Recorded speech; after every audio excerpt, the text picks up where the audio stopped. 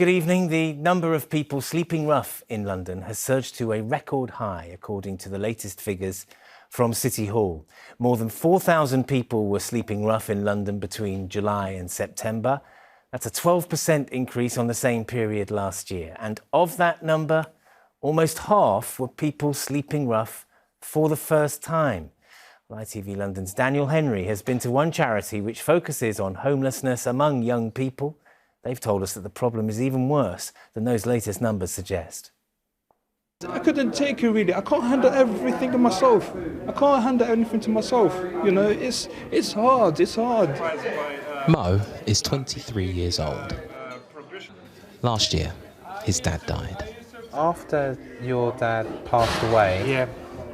you were getting letters from the council. From the council, from saying, the housing association. saying that you yeah. have to leave. Exactly. Yeah. Like leave immediately. At a time when you're grieving. Exactly. At the time of my grieving, yeah. Which was really it was like so difficult. It's hard when you lose a dad. It's hard when you're about to lose a house, a place that you've been, you and your father, the place that you had memories in. I met Mo at New Horizon, a one-stop shop for the young and homeless. We're seeing a huge amount of young people that are working full-time, that can't afford to put a roof over their head. Simon is part of the housing and referrals team. He joined New Horizon 7 years ago. Have you known it as bad as this? No, this is probably the worst I've seen it, yeah. I would say, yeah. It's off the scale. Come in. Godgive is a nurse. Oh, hi, Godgive. Hello, how are you? She's one of the first faces they'll meet. Do you think this city looks after young people well? No. No, they don't. Actually, I'm speaking from experience, from the things I noticed, from the things I witnessed. No, they don't. Majority of them are suffering from anxiety, depression, mental health, you name it, panic attack. Looking at them and looking at my own children, I wonder what does the future hold?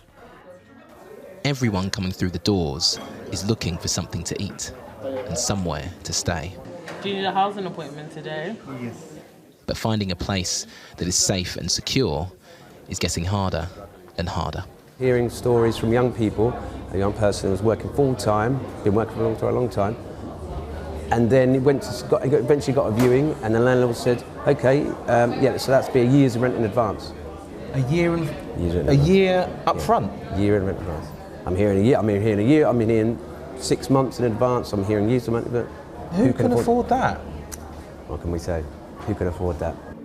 More than 50 people showed up on the day that we came. Staff say it's been like this for a while. Figures out today show that homelessness is up in London. On Friday, we had 50 young people, 6 new young people. All 6 new young people were rough sleeping. Sometimes, staff can send people to supported housing, shared spaces like this. It costs much less than a flat share on the private market, and it has the security of your own front door and the support of trained staff. But there's not enough room for everybody. What we're seeing is there's not enough emergency, there's not enough supported accommodation, private rented sector's in a mess. The whole thing needs looking at. Phil is in charge at New Horizon. He says his team are doing all they can to keep up with demand. 129,000 young people became homeless in the UK last year. That's just how many approached their council. The true number is probably likely to be double that.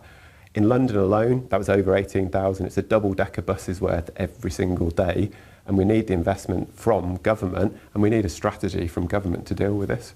We have an emergency fund budget every year to pay for young people to stay in backpackers or hotels. That all went within the first 6 months of this year, and that's just because of the sheer volume of young people who are walking through our doors. The government say they're determined to prevent homelessness before it occurs. But the queues for help tell their own story. Daniel Henry, ITV News.